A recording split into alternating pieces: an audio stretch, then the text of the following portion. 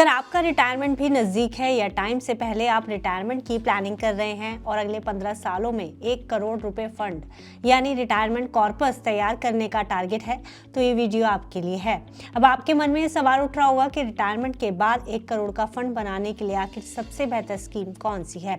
Scheme में कितना investment करना होगा, इन्वेस्टमेंट कितने समय के लिए करना होगा, निवेश पर कितने फीसदी का आपको रिटर्न मिलेगा और सबसे बड़ा सवाल कि आखिर ये इन्वेस्टमेंट कितना सेफ होगा।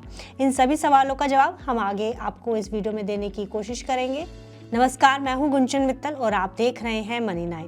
चलिए पूरी कहानी को हम उदाहरण के जरिए समझने की कोशिश करते हैं। तो मान लीजिए कि अगर आपकी उम्र 40 साल है और आप 55 साल की उम्र में रिटायर होना चाहते हैं और आपके पास प्रोविडेंट फंड भी है, साथ ही कुछ सेविंग स्कीम्स में आपने निवेश भी किया हुआ है, लेकिन सवाल ये उठता है कि क्या ये इन्वेस्टमेंट आपके लिए सफिशिएंट है, यानी ये आपके रिटायरमेंट गोल्स को पूरा करती है। तो आपका जवाब होगा कि शायद नहीं। तो इस हालात में आपके पास करोड़पति बनने का शानदार मौका है। अब वो कैसे?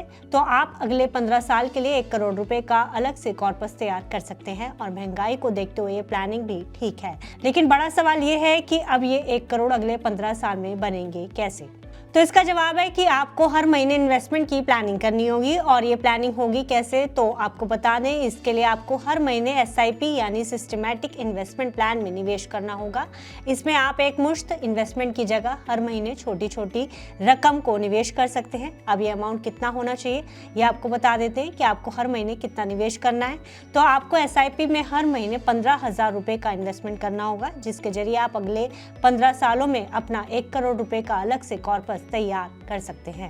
अब थोड़ी बातें SIP की भी कर लेते हैं कि आखिर SIP करना क्यों ज़रूरी होता है। तो SIP लॉन्ग टर्म में इन्वेस्टमेंट करने के लिए एक बेहतर ऑप्शन होता है। इसके जरिए आप छोटी छोटी रकम को निवेश कर सकते हैं अपने फ्यूचर के लिए एक बड़ा फंड तैयार करने के लिए। वहीं इक्विटी म्यूचुअल फंड में SIP करने पर डबल डिजिट पे रिटर्न हासिल करना आसान होता है, जबकि PF या इस तरह की स्कीम्स पर मैक्सिमम रिटर्न 7 से 8% के ही बीच होता है। वहीं अगर SIP के कुछ और फायदों की बात की जाए तो एक एवरेज सैलरी पाने वाला आदमी भी इसे आसानी से कर सकता है। बस इसके लिए SIP के साथ इसके कुछ टर्म एंड कंडीशन समझने की जरूरत होती है। ये तो हुई बात SIP और इससे मिलने वाले फायदों की।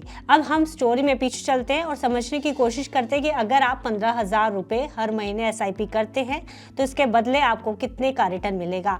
तो इस इन्वेस्टमेंट में आपको 15% का ईयरली रिटर्न मिलेगा, यानी आप इसको ऐसे समझ सकते कि 15,000 की SIP 15 साल के लिए और 15% तक का रिटर्न, तो 15 वाला फैक्टर आपको 1 करोड़ रुपए का मालिक बना देगा।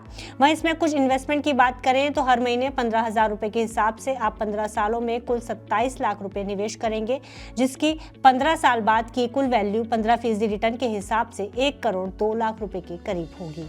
अब साथ ही एक सवाल ये भी उठता है कि क्या मार्केट में इतना रिटर्न देने वाली और भी स्कीम्स हैं? तो इसका जवाब है हाँ। तो अगर वैल्यू रिसर्च पर रिटर्न चार्ट चेक करें तो इक्विटी म्यूचुअल फंड की कई ऐसी स्कीम्स हैं जो 15 साल में 15% ईयरली से अधिक का रिटर्न दे रही हैं। इसमें Nippon India small cap fund है जो 20% से भी ज्यादा का रिटर्न देती है। वहीं अगर आप SBI स्मॉल कैप फंड की बात करें तो ये 19% से थोड़ा ज्यादा रिटर्न देता है। HDFC मिड कैप फंड 18% का रिटर्न देता है। इसके अलावा भी बहुत से फंड है जिसका सालाना रिटर्न 15% से ज्यादा है। लेकिन इसके साथ ही आपको ये भी ध्यान रखना है कि फंड का सिलेक्शन करते समय सिर्फ रिटर्न पर ध्यान ना दें, अपने लेवल पर एडवाइजर की सलाह जरूर लें। तो ये रही पूरी स्टोरी SIP और इससे मिलने वाली रिटर्न की। इस पर आपकी क्या राय है हमें कमेंट बॉक्स में लिखकर जरूर बताइएगा। और साथ ही फाइनेंस से जुड़ी ऐसी ही बाकी खबरों के लिए आप देखते रहिए मनी 9।